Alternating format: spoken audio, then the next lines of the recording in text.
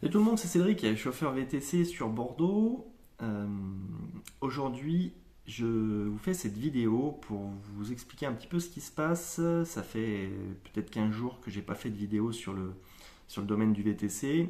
Et aujourd'hui, je voulais vous annoncer que je quittais Bordeaux. Et je vais vous expliquer ça tout de suite.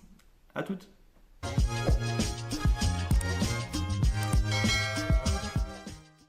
Alors, si tu suis mes vidéos, ça fait à peu près un an que je fais des vidéos sur YouTube pour expliquer mon quotidien de chauffeur VTC débutant.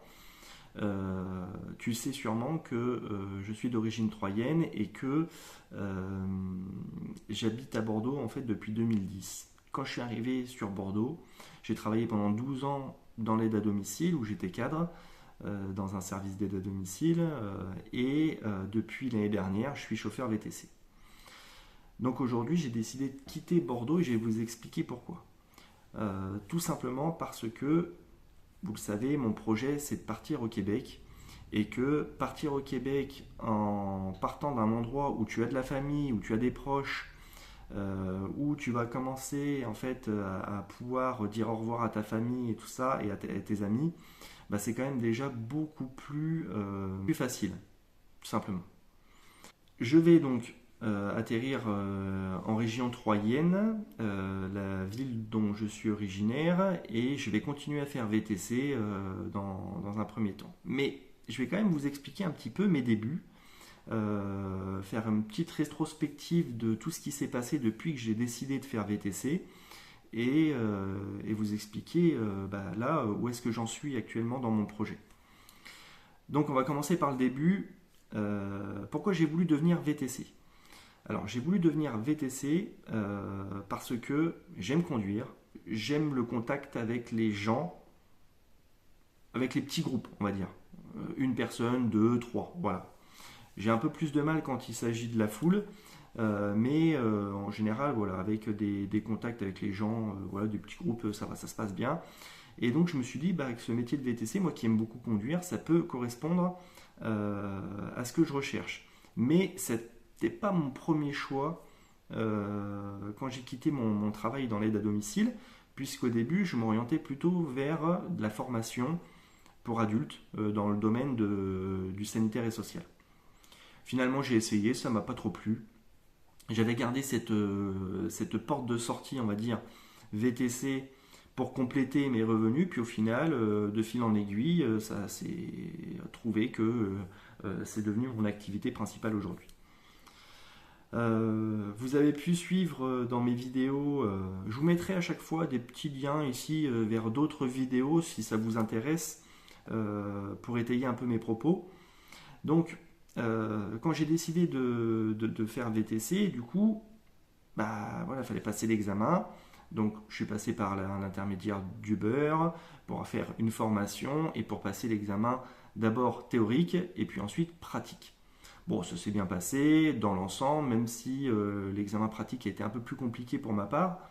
Mais bon, voilà, je l'ai raté une fois et puis la fois d'après, je l'ai eu quoi. Mais c'est quand même pas évident, hein. C'est pas évident. Si tu es sujet au stress, ça va être encore plus difficile pour toi.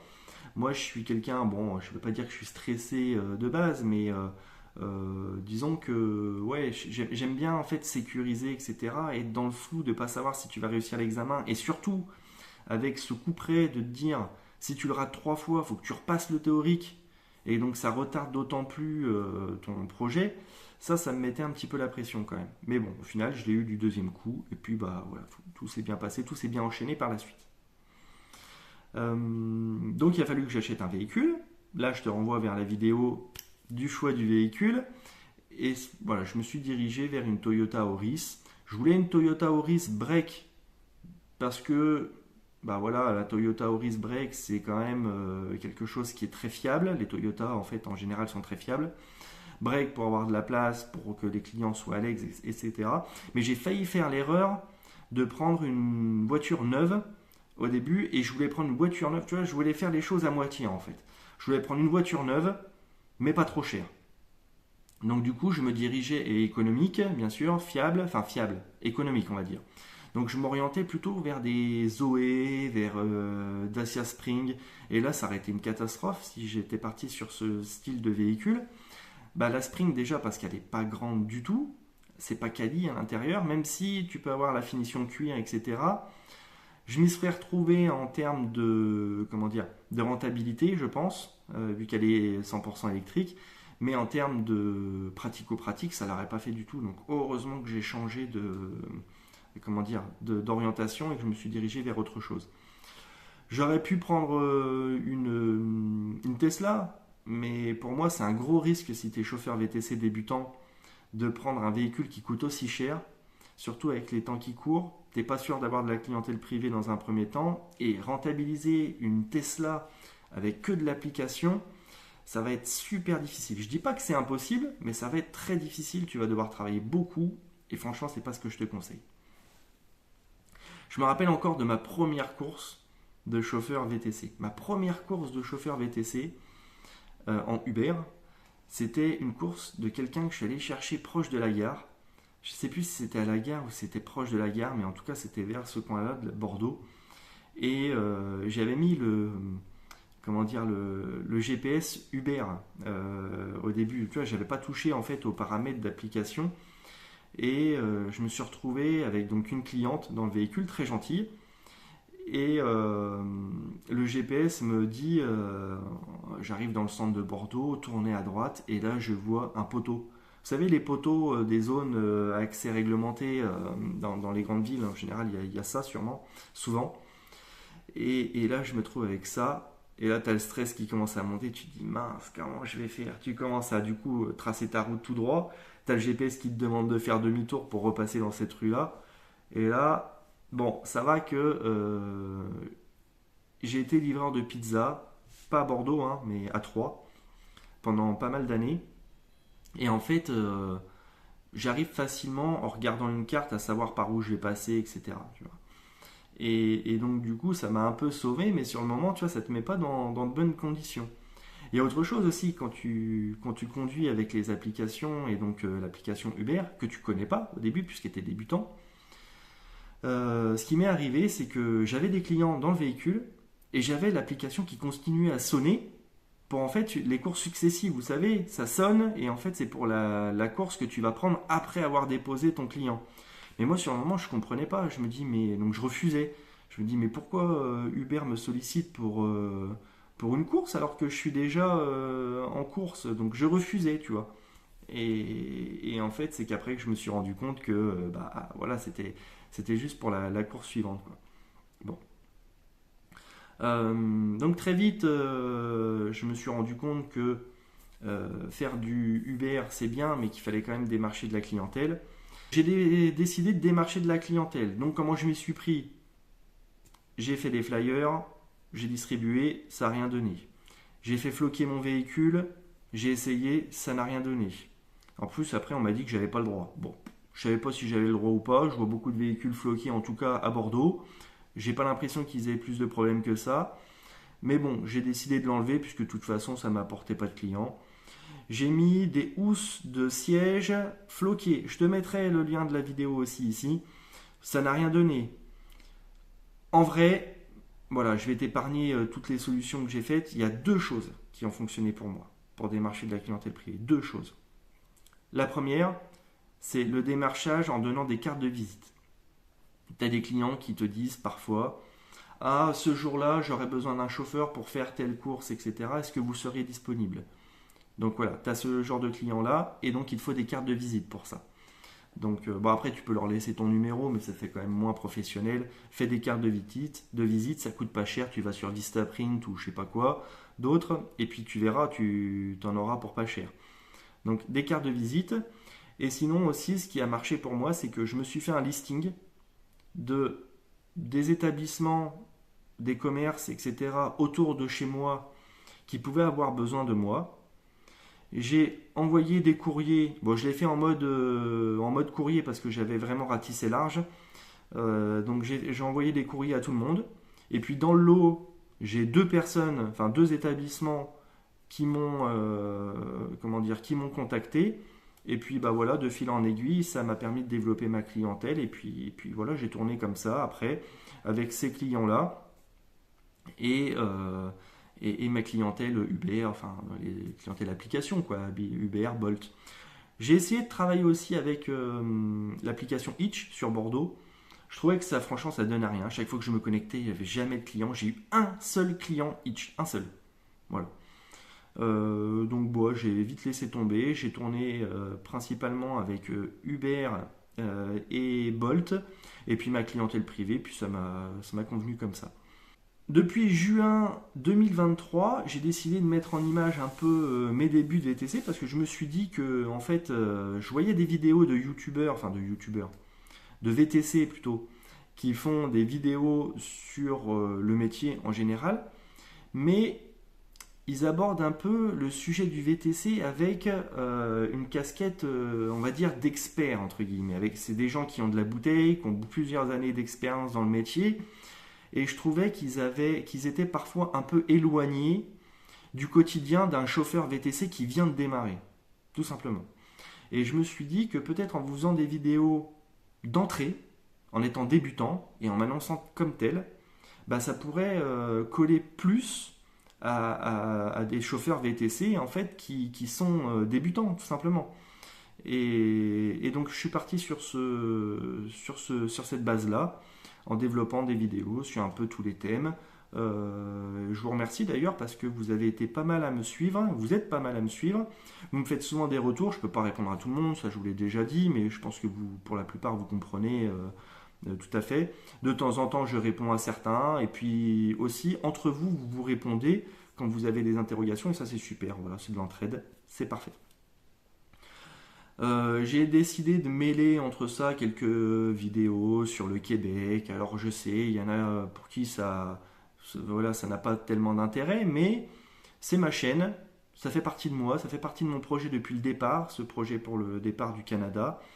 Et donc voilà, de temps en temps, je vous glisse une petite vidéo comme ça sur le Canada. Et puis bah, mine de rien, ce projet s'approche, puisque normalement mon départ pour le Québec sera pour juin 2025, pardon, donc dans moins d'un an.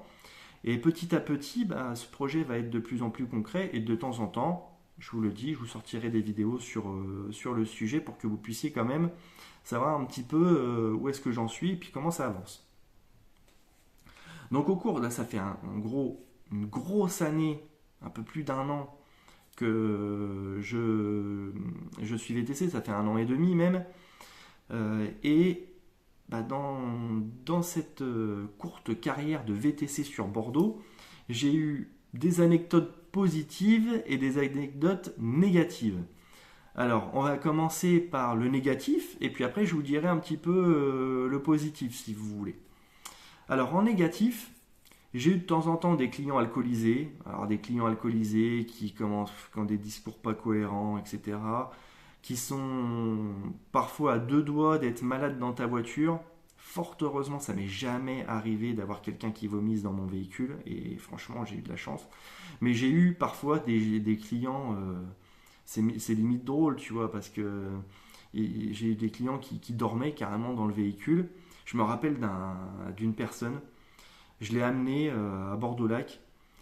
Et tu vois, au début, bon bah voilà, bonjour, je vais là, parce que moi je confirme toujours avec le client où est-ce qu'on va. Et donc au début, il était conscient, si tu veux, hein. Et quand, bon, tu vois où je veux en venir, du coup, au moment où je le dépose, je me retourne, je fais monsieur, vous êtes arrivé? Et là, je vois qu'il dort en fait. Et je fais monsieur, monsieur, et je vois qu'il bouge pas. Et tu sais, il faisait style de dormir et tout.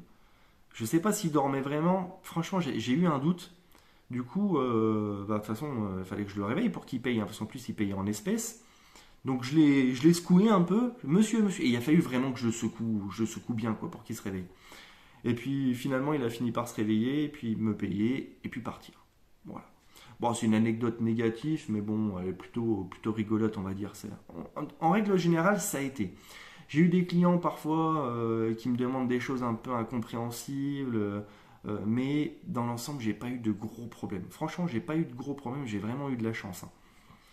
J'ai eu des clients à payer, ça m'est arrivé 2 ou 3 fois, des clients à payer. Je te mets par exemple un exemple ici, si tu veux voir un petit peu de quoi il s'agit.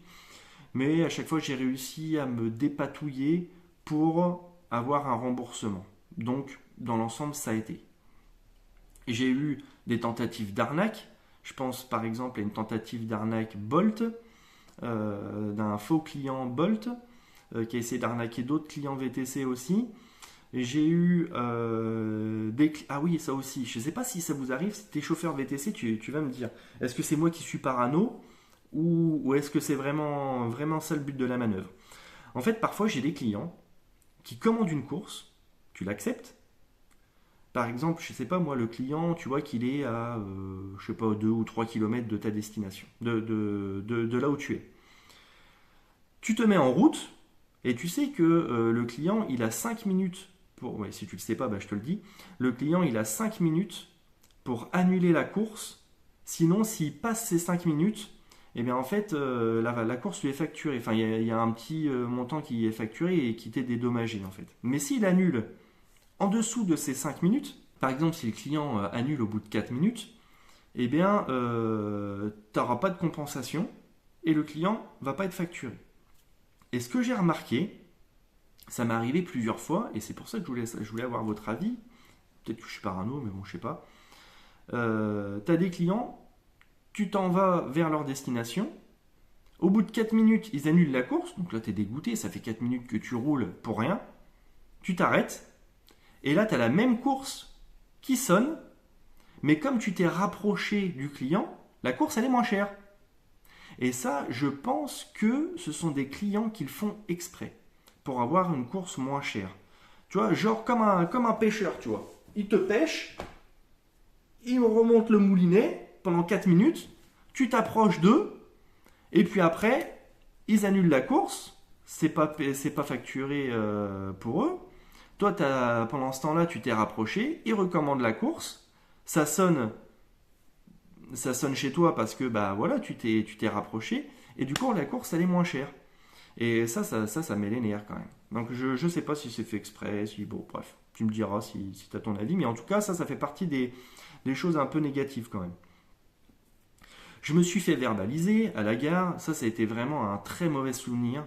Ça faisait quelques mois que j'étais VTC, et en fait, moi j'ai mon permis depuis, enfin maintenant ça fait plus longtemps, mais au moment où je me suis fait verbaliser, ça faisait peut-être 13 ou 14 ans que j'avais mon permis, tu vois.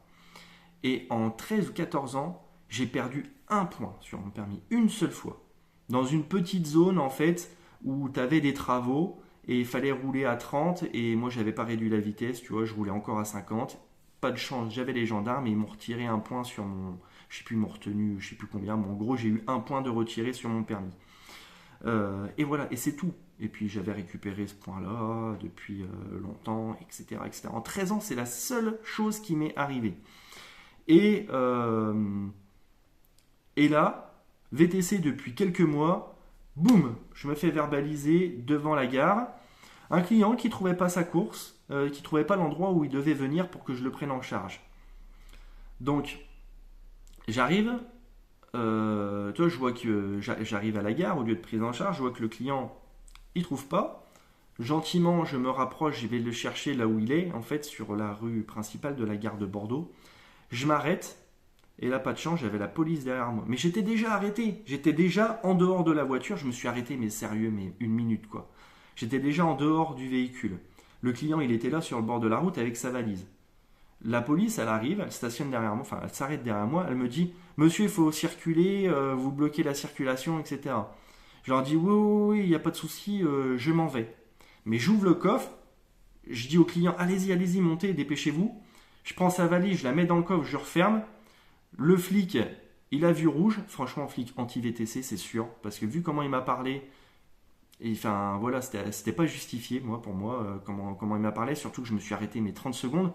Que je trace ma route ou que je prenne la voiture, la valise du client et que je la mette dans le coffre, franchement, ça s'est joué allez, à 15 secondes, tu vois. Bref, le policier m'a dit Je vous ai dit de partir, vous n'êtes pas parti, vous serez verbalisé. Et donc, du coup, tu vois, je trace. Et bah, ça n'a pas manqué, hein, j'ai été verbalisé. Donc j'ai reçu une amende à mon domicile pour... c'était quoi déjà? Arrêt dangereux. Donc tu vois, tu as, plusieurs, en fait, j'ai vérifié après sur Internet, tu as plusieurs catégories d'amendes quand tu t'arrêtes à un endroit où il faut pas.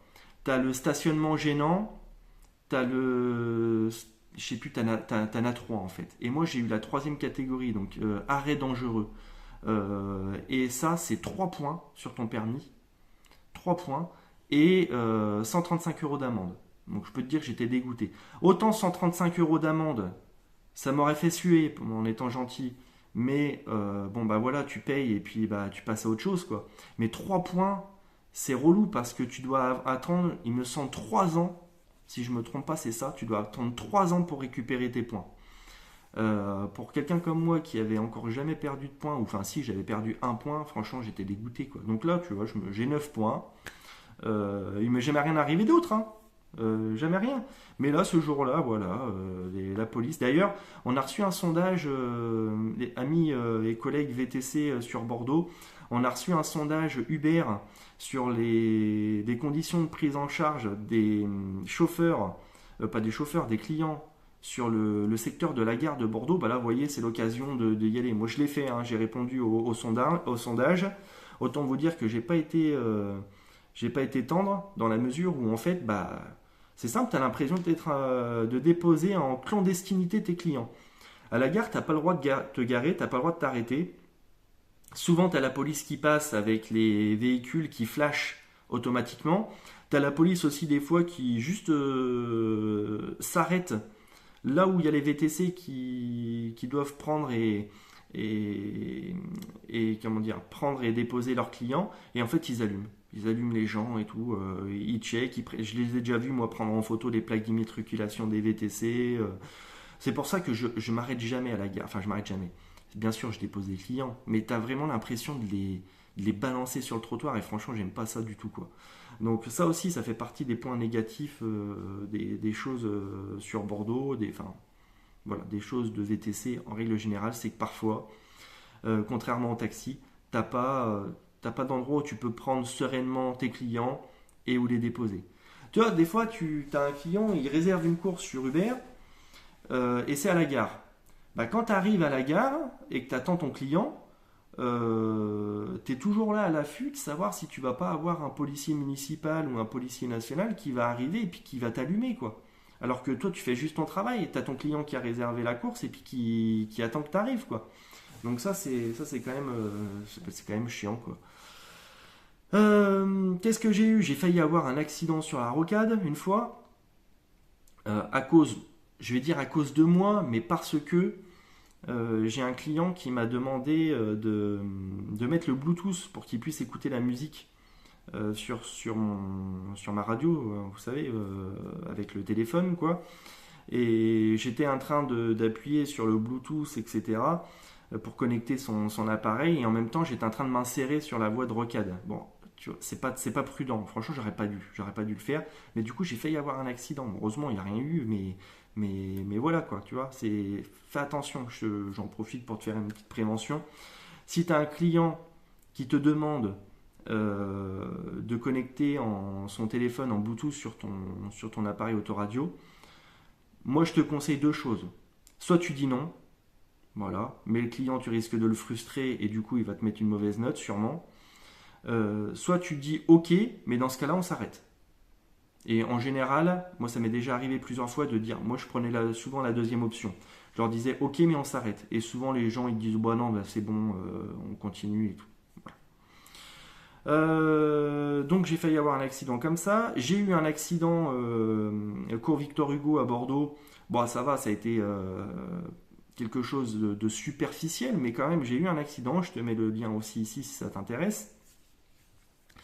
Et actuellement j'ai ma voiture qui fait des siennes. Alors jusqu'à présent ça fait plus d'1 an que je suis chauffeur VTC. Franchement ma voiture c'est un bijou. Elle, bon, après, tu sais, tu fais des entretiens quand même, les pneus, la vidange, etc. Les trucs classiques, la révision. Mais j'ai jamais eu de pépin. Jamais eu de pépin sur ma voiture. Enfin, je ne suis pas le souvenir d'avoir un truc. Bon, des lampes qui grillent parfois, mais c'est des petites choses, tu vois, tu les remplaces toi-même, tout va bien, quoi. Tu changes tes essuie-glaces et c'est le truc basique. Mais là, j'ai un problème de biellettes. C'est pas des biellettes, c'est des barres stabilisatrices. Et en fait, j'ai eu un souci parce que je suis allé à un garage pas loin de chez moi qui était bien noté sur Google. Il m'a changé les barres stabilisatrices. Et au bout de 3 semaines, j'ai un nouveau bruit qui est apparu sur mon véhicule. Je le ramène dans ce garage. Le garagiste me dit au bout d'une demi-heure qu'en fait, ce sont les cylindres blocs de barres stabilisatrices qu'il faut changer et qu'eux, ils ne le font pas. Qu'il faut que j'appelle Toyota. J'appelle Toyota, ils me disent franchement, je comprends pas pourquoi votre garage disent qu'ils peuvent pas le faire parce que ils peuvent très bien le faire. Bon, j'ai pas cherché à comprendre, mais bon, ils avaient un délai de rendez-vous très loin. Sinon, je serais allé chez Toyota. Donc, j'ai trouvé un autre garage pas loin de chez moi et bien noté lui aussi. J'ai attendu une semaine quand même avec le bruit dans mon véhicule, mais le premier garage dans lequel j'étais allé m'avait dit vous pouvez conduire, mais bon voilà quoi, il faut le faire. Faut faire la réparation, mais vous pouvez conduire. Donc voilà, je continue à conduire. Mais je fais que ma clientèle privée. J'arrête le Uber, je fais que ma clientèle privée pour éviter d'abuser trop sur les kilomètres, etc. Vu que ma clientèle privée, c'est que des gens qui travaillent, comment dire, qui habitent autour de chez moi, ça ne me fait pas beaucoup de kilomètres. Et donc là, surprise, hier, le garage en question me dit bah en fait, vos barres stabilisatrices, ça se voit, elles sont neuves, elles ont été changées. Donc je leur dis bah oui, elles ont été changées il y a quoi, il y a 3 semaines. Il me dit parce que là, il faut les changer, vos barres stabilisatrices. En fait, il y a un des filetages sur une de vos barres stabilisatrices, il est complètement mort. Et en fait, ça bouge, vous avez pas mal de jeux sur vos barres. Et donc il me dit, bah voilà, ça devient urgent, il faut quand même le faire rapidement. Donc là j'ai rendez-vous après-demain pour le faire. Mais du coup je vais aller voir le premier garage pour leur demander comment ça se fait qu'ils m'ont foiré le filetage et surtout comment ça se fait que je dois changer les barres stabilisatrices jeudi alors que bah, ils l'ont fait il y a 3 semaines quoi. Alors que là le nouveau garage m'a bien dit que c'était pas possible que ce soit moi qui ai foiré en fait les barres stabilisatrices de par ma conduite ou quoi. Il me dit ça c'est quelque chose, vous les changez de temps en temps, mais une fois que c'est fixé quoi. Je veux dire, vous n'allez pas les déglinguer comme ça. Donc bon, on verra ce que ça donne, hein. Donc on est reparti pour un billet de 200 euros, enfin 180 je crois, un truc comme ça. Bon, j'en profite pour faire ma révision au passage, etc. Mais bon, c'est quand même relou. Si tu aimes ce contenu, ce que je fais, n'hésite pas, abonne-toi. Et puis tu me laisses un like aussi, ça me fera plaisir. N'hésite pas aussi à laisser en commentaire des questions, des sujets de vidéo que tu aimerais que je fasse. Et puis je regarde quand même de temps en temps tout ça pour voir si je peux vous proposer du contenu qui vous plaît. Si tu comptes démarrer toi l'activité de VTC, je te mets en description les liens de parrainage Bolt. Tu peux avoir de l'argent, c'est 100 euros pour toi, 100 euros pour moi, mais il faut que tu fasses un certain nombre de courses en 15 jours. Donc de toute façon, tout est expliqué quand tu cliques sur le lien, enfin sur le lien. Si tu vas t'inscrire sur Bolt et que tu rentres le lien de parrainage. Et pour Uber, ça bouge tout le temps. À l'heure d'aujourd'hui, je ne sais pas si tu as quelque chose pour toi, j'ai pas regardé récemment, mais je te mets quand même le lien de parrainage. Voilà. Si jamais tu t'inscris, bah, clique sur le lien. Bonne vidéo. J'ai eu quelques anecdotes positives quand même au cours de cette année et demie de conduite sur Bordeaux. J'ai eu un youtubeur canadien dans mon véhicule. Là aussi, je te mets la vidéo si ça t'intéresse. Bon, c'était mes débuts de VTC, hein. Donc pour moi, c'était un truc de ouf, tu vois, d'avoir un youtubeur dans ma voiture. Surtout qu'en fait, ben, je savais pas que c'était un youtubeur quand je l'ai eu dans mon véhicule. Je suis tombé dessus par hasard parce qu'en fait, ma femme, elle regarde des vidéos de lui. Et parce que ma femme, je vous l'ai déjà dit, elle est franco-canadienne, donc elle regarde beaucoup de vidéos de Canadiens ou de vidéos qui traitent sur le Québec. Et bah, elle regarde des vidéos de lui et c'est arrivé dans mes suggestions comme ça. Et puis quand j'ai vu sa tête, je me suis dit attends, mais ce gars-là. Et puis je me suis dit, mais tu vois, j'avais le doute quand même. Et j'ai regardé et c'est là que je me suis vu en fait dans sa vidéo. Et donc voilà. Bref, J'ai eu ce youtubeur canadien, Madiba. J'ai eu aussi un deuxième ligne de l'UBB, de l'Union Bordeaux-Bègles de Bordeaux, donc un rugbyman dans mon véhicule, Andy Coleman. D'ailleurs, il a galéré à rentrer dans Maurice, hein, je te raconte pas. Mais je savais pas sur le moment que c'était un rugbyman quand je l'ai pris en charge. C'est quand j'ai vu où est-ce que je le déposais, je me suis dit, oh, lui, ça doit être un joueur professionnel. Il avait quand même une carrure imposante. Et puis c'est là que j'ai vu que c'était Andy Coleman, quoi. J'ai eu aussi, je sais pas si ça vous parle, mais en tout cas ça parlait à ma femme. C'est Rebel with a Cello. C'est des violoncellistes, on dit ça comme ça, je crois. Voilà, j'ai eu quelques-uns des gens qui faisaient du violoncelle et tout, qui venaient faire du violoncelle à Bordeaux. Et puis après, j'ai eu le folklore de Bordeaux, des prostituées, des escort girls. Alors, des escort girls, ça me fait rigoler parce que. Enfin, ça me fait rigoler. Après, chacun fait ce qu'il veut. Moi, je m'en tape. Hein, chacun fait le métier qu'il veut. Mais en fait, cette fille-là, ça faisait déjà plusieurs fois que je l'avais eue dans mon véhicule. Et à chaque fois, je la ramenais chez elle. Tu vois, j'allais la chercher à un endroit à Bordeaux. Mais c'était chaque fois un endroit différent. Et je la ramenais chez elle. Et puis, tu sais, c'est le genre de fille. Elle me fait penser, tu sais, un petit peu au. C'est pas dégradant, j'espère. Enfin, en tout cas, c'est pas. Je veux pas la critiquer ou quoi en disant ça, mais elle faisait un petit peu bimbo, tu vois, genre les filles dans les Marseillais, ou tu vois, ça fait un peu les filles avec les lèvres un petit peu refaites et tout, mais quand même propre sur elle et tout. Et à chaque fois, j'allais la chercher à un endroit différent à Bordeaux et je la ramenais chez elle. Bon, bref. Et un jour, c'est l'inverse. Je vais la chercher pas loin de chez elle et je la ramène chez quelqu'un en périphérie de Bordeaux. Et puis voilà, il était pas loin de l'heure de manger pour moi et je me suis dit bon allez, je vais aller grignoter un bout dans le coin et je vais manger. Donc je coupe l'application et tout. Et quand j'ai terminé de manger, je sais pas, au bout de 3 quarts d'heure, je rallume l'application et ça sonne et je retombe sur cette fille-là, chemin inverse, tu vois, de là où je l'ai déposée pour la ramener chez elle. Et donc je revois cette fille-là avec un gars qui lui tape un smack en partant et tout. Et donc je la ramène chez elle et puis voilà, enfin, peut-être que je me fais des idées ou en vrai je m'en tape, mais, mais voilà, tout ça pour vous dire que j'ai eu des prostituées, j'ai eu des escortes.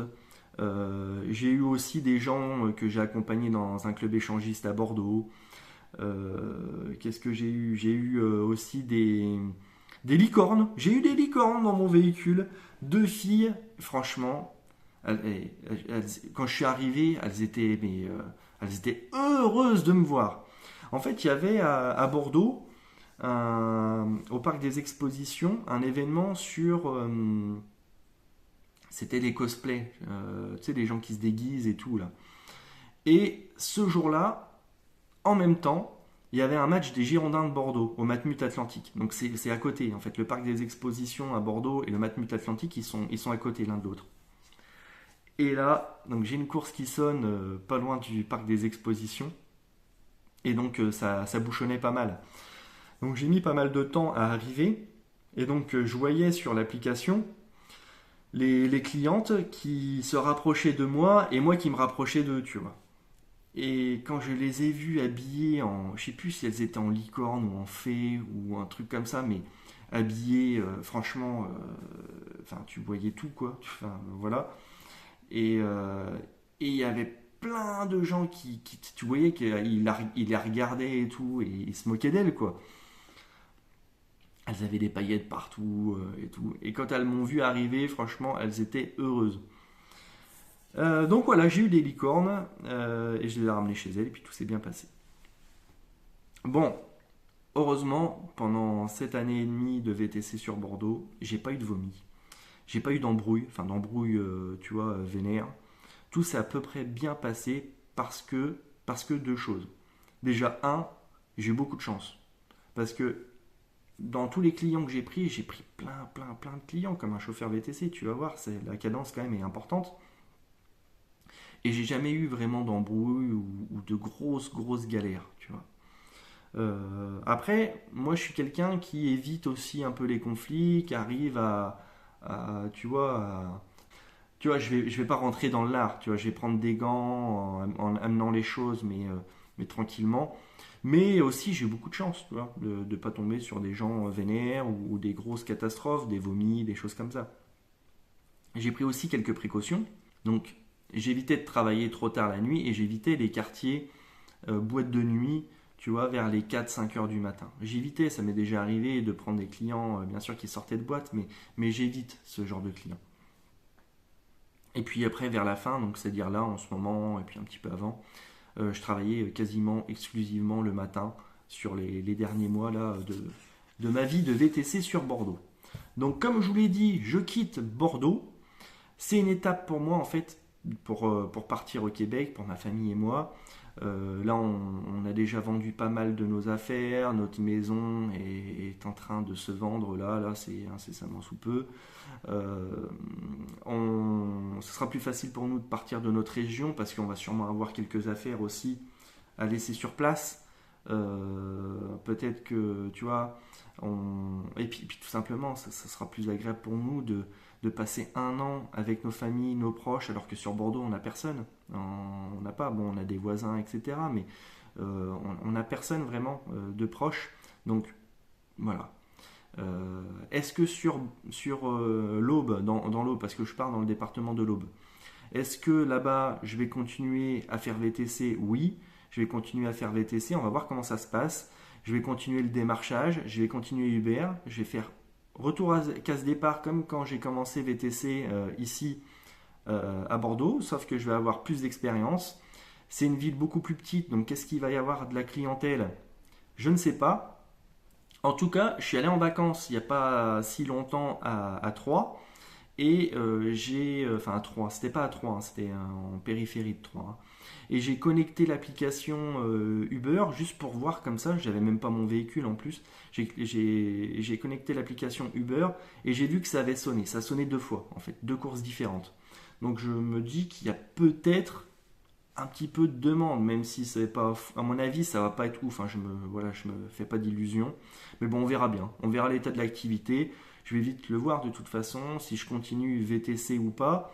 En tout cas, l'objectif, c'est celui-là, c'est de continuer VTC et puis compter sur moi pour continuer à vous faire des vidéos sur voilà, ma nouvelle vie dans l'Aube, sur si ça marche, si ça marche pas, comment je vais m'y prendre pour démarrer mon activité là-bas pendant un an. Et puis après, le grand départ, quoi. Le grand départ pour le Canada. Est-ce que je ferai VTC au Canada ou pas? On a déjà eu l'occasion d'en discuter, j'ai déjà eu l'occasion de vous le dire.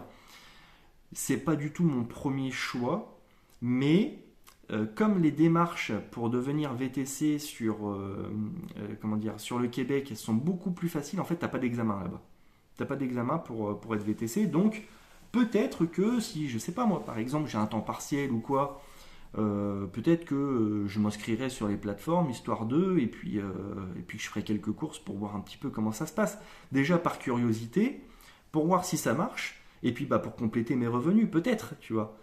Par contre, pas dans les premiers mois parce que la conduite là-bas c'est pas pareil, tu vois. Les carrefours c'est un peu à l'américaine, tu sais, t'as des feux de l'autre côté de la rue en fait. T'as les places de stationnement aussi, c'est pas pareil. Tu vois, le temps que je me familiarise un petit peu avec toutes ces pratiques, avec la conduite sur la neige aussi et sur la glace, euh, avec voilà, les us et coutumes un peu des Canadiens, enfin des Québécois, euh, il va se passer voilà, un petit peu quelques mois quand même avant que je me lance dans un truc comme ça. Mais c'est pas impossible en tout cas. Que si je prends une activité salariée en arrivant, que je fasse un petit peu de Uber, peut-être, pour compléter mes revenus. Et puis ça me donnera l'occasion aussi de vous faire des vidéos VTC sur un VTC français qui arrive au Québec. Voilà. Sur ce, j'espère avoir balayé un peu le tout. Voilà, donc là je quitte cette région girondine. J'ai quand même passé des bons moments ici. L'activité VTC, il y a des hauts et des bas. Tout n'est pas mauvais, tout n'est pas bon. Il y a du plus et du moins, mais dans l'ensemble, quand même, ça a été une bonne expérience de démarrer cette activité. Et puis, je dis bon courage à tous ceux qui restent sur la région bordelaise. Là, il y a les JO qui vont commencer en plus, donc on a pas mal de matchs de foot féminin sur Bordeaux. Je pense qu'il va y avoir de l'activité. Moi, normalement, je serai plus là pour les matchs. Mais voilà, bon courage à mes collègues VTC. Bon courage aux Parisiens aussi, là. À mon avis, c'est pas de la tarte pour vous, là, de travailler sur Paris avec les JO. J'espère que vous allez au moins réussir à faire du chiffre, mais à mon avis, ça va être beaucoup de bouchons, de grosses galères comme ça. Donc bon courage à vous. Et puis je vous dis à très bientôt. De toute façon, là, les vidéos, je vous en ferai, voilà, comme d'habitude, peut-être un petit peu plus espacées, puisque là, je vais être en plein déménagement, en plein changement de cadre. Et je ne sais pas si je pourrais vous faire une vidéo tout de suite. Mais en tout cas, voilà, je vous dis à bientôt et bon courage. Bye bye.